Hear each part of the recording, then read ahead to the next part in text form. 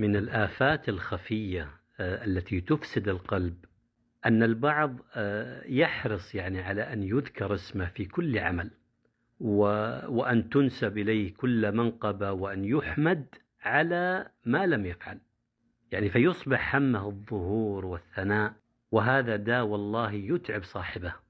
ومن طلب مكان عند الناس بما ليس له وبما لم يعمله لابد أن تنكشف حقيقته، ويأتي اليوم الذي يعرف صاحب الفضل من مدعيه.